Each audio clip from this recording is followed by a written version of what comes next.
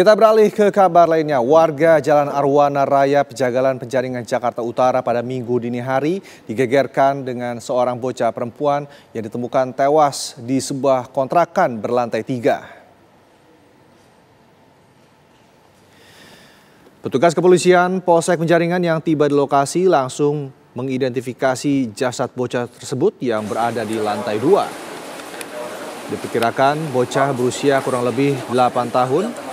Usai olah TKP dan memintai keterangan dari sejumlah saksi, polisi mengamankan barang bukti, pakaian, botol, dan sendal. Jasad korban kini telah dievakuasi untuk diotopsi ke Rumah Sakit Polri Kramat Jati guna penyelidikan lebih lanjut.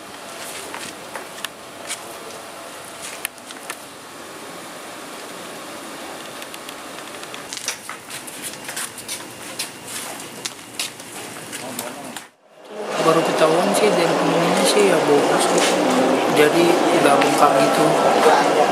Jadi tinggal sama siapa dari kecil? Dari kecil itu tinggal sama ibunya. Ibunya saat ini Bukan ini ya kabur. Sementara itu, pasca penemuan jasad seorang bocah berusia 8 tahun di kamar kontrakan wilayah Penjaringan Jakarta Utara, diduga korban dibunuh oleh ibu kandungnya sendiri yang menurut warga sekitar sudah lama mengalami gangguan kejiwaan. Seperti inilah pemirsa kondisi TKP penemuan jasad bocah yang saat ini sudah tertutup, tidak bisa dimasuki oleh siapapun. Awalnya terungkap kematian korban diawali dengan kecurigaan tetangga saat mencium bau tak sedap dari kamar korban. Sesaat setelah penemuan jasad, ibu kandung korban segera ditangkap oleh warga dan pihak kepolisian karena diduga berusaha melarikan diri. Saat diinterogasi singkat oleh warga dan polisi, ibu korban dalam keadaan linglung dan mengakui bahwa ia telah menghabisi nyawa anaknya sendiri. Dari pengakuan warga sekitar, ibu korban memang diketahui sudah lama diduga mengalami gangguan jiwa dan hanya hidup berdua bersama dengan anaknya di kontrakan tersebut. Sementara jasad korban diduga sudah meninggal sejak 5 hari lalu.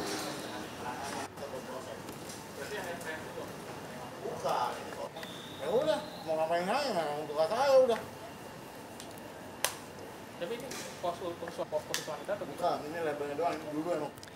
Informasi terkini mengenai penemuan jasad bocah di sebuah kontrakan di kawasan Penjaringan Jakarta Utara akan disampaikan oleh rekan Vanessa Liu yang berada di lokasi. Vanessa, sudahkah diketahui penyebab kematian dari bocah tersebut?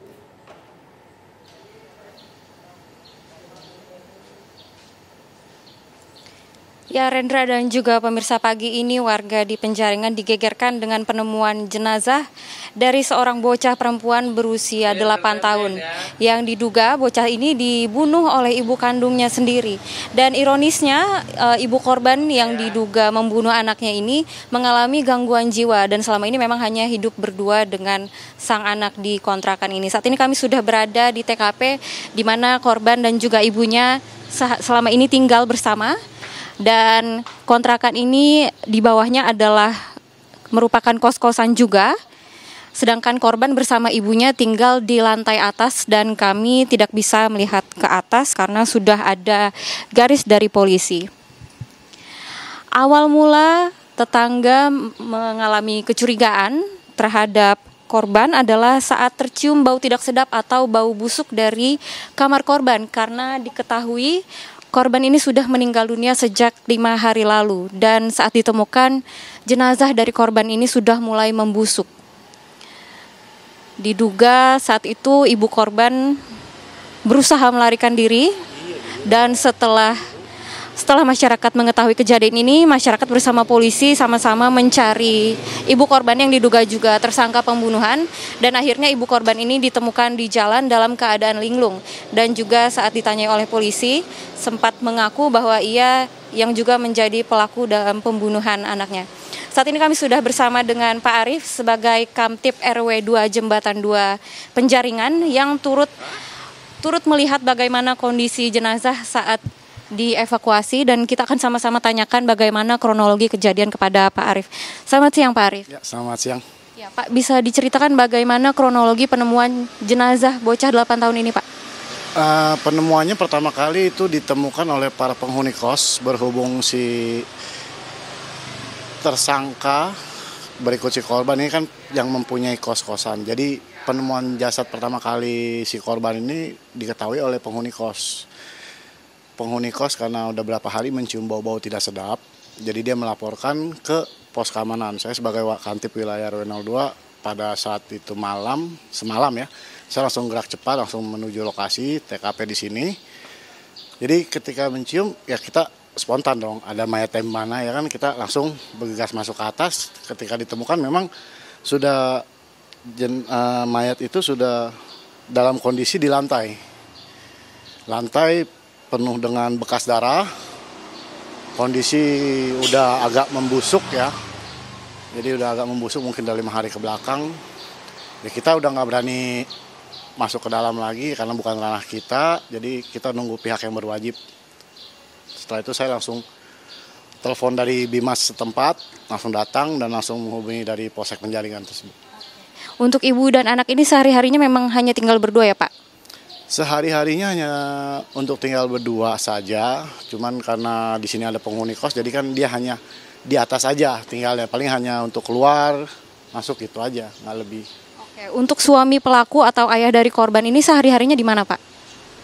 Sebelumnya, dulu 4 bulan sebelumnya itu ayah si korban atau suami si pelaku ya, ini dia sempat tinggal bareng berapa lama ya kan, mungkin ada terjadi percekcokan atau gimana kita kurang tahu ya kan.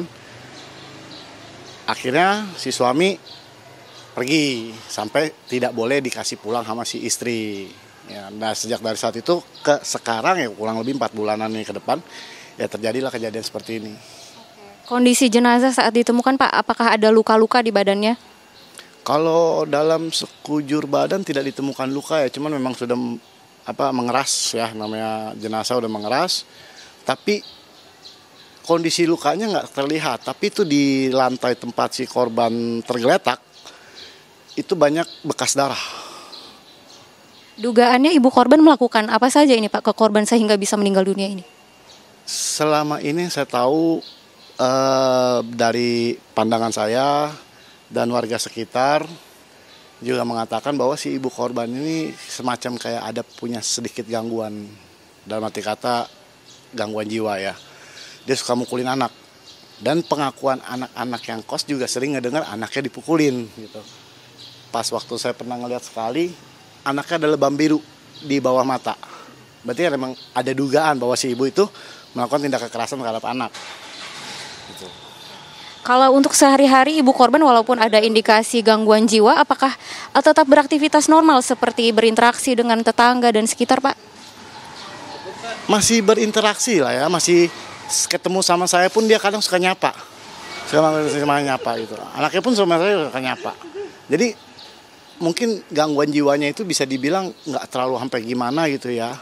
Tapi kalau udah datang ya parah, mungkin parahnya kejadian seperti ini gitu. Namanya orang gangguan jiwa kan kita nggak bisa tahu kondisinya labilnya pas kapan ya kan. Tapi ketika dia ketemu sama orang, ditanya sama orang pun dia nyapa, dia jawab biasa seperti biasa gitu, nggak ada masalah. Saat ditemukan si ibu korban ini atau diduga tersangka ini bagaimana Pak? Apakah melakukan perlawanan saat ditangkap?